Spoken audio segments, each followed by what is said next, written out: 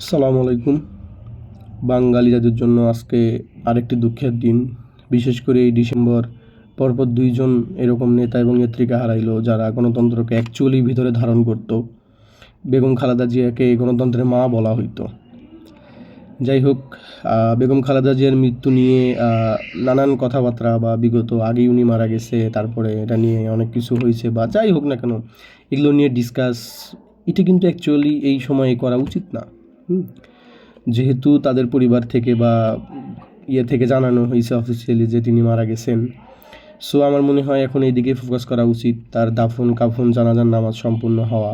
হ্যাঁ, তারপরে বিভিন্ন প্রশ্ন বা কথা আসতে পারে যে ইউকেতে ভিসা বাতিলের ইস্যু বা যাই হোক না কেন। আর এটা তো আসলে প্রমাণ করতে পারতে হবে। হ্যাঁ, আপনারা শুধু বা যেটা একটা কনস্পিরেন্সি বললেন, বলে দিলেন হয়ে গেল, এমন তো কিছু না। এটা তো প্রমাণভিত্তিক কথা থাকা লাগবে।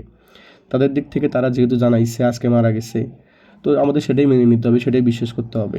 আমাদের ফোকাস করা উচিত তার জন্য দোয়া করা, তার জানাজাটা সব কিছু ঠিক মতো হয়ে যাওয়া, তাকে দাফন কাফন করা।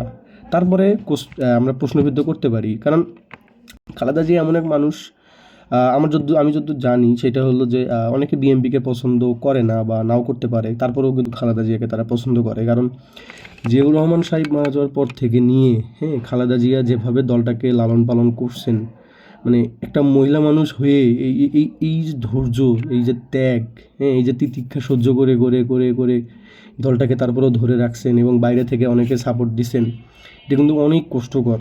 হুম মানে তারপরে কতদিন উনি কারাগারে জীবন কাটাইছেন, মানে অনেক দুঃখজনক। আসলে ওনার চলে যাওয়াটা অনেক কষ্টকর। আমি ভাবছিলাম যে জানি না বিএনপি কী করতো, বাট আমি এটা ভাবতাম যে হয়তোবা বিএনপি যদি ক্ষমতায় আসতো, হয়তোবা বেগম জিয়াকেই হয়তোবা শেষবারের মতো ক্ষমতায়ন বা ক্ষমতা উনিই পাইতেন হয়তোবা। বাট ওনার এরকম চলে যাওয়াটা সত্যি অনেক কষ্টকর। বাট আমরা যারা বা আমি যা দেখতেছি যে অনেকেই মানে প্রশ্নবিদ্ধ করতেছে যে এটা কেন করলো, ফ্যামিলি ড্রামা বা নাটক, আবেগ টাবেগ। আমি তো দেখতেছি না যে এটার কারণে কোনো রকম লাভ হইতে পারে তারেক জিয়ার। হ্যাঁ, ঠিক আছে, উনি আসতে পারেন নাই, আসলো দেশে, তার কিছুদিন পর মারা গেছে।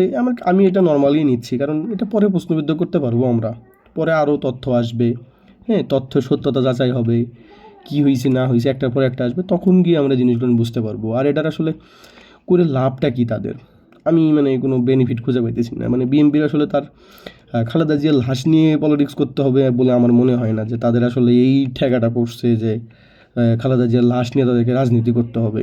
হুম যাই হোক, তো যেটার মোদ্দা কথা ছিল এইটাই যে আমাদের উচিত এখন আমাদের দেশ থেকে, আমাদের এই পৃথিবী থেকে, যে আমাদের গণতন্ত্রের মা বা যাকে আমরা সবাই শ্রদ্ধা জানাই, তিনি যে আমাদের ছেলে চলে গেলেন, তার জন্য দোয়া করা, মন ভরে দোয়া করা। কারণ বিএনপিকে পছন্দ নাও করতে পারেন, বাট খালেদা জিয়াকে অপছন্দ করার খুব একটা কারণ নাই কিন্তু।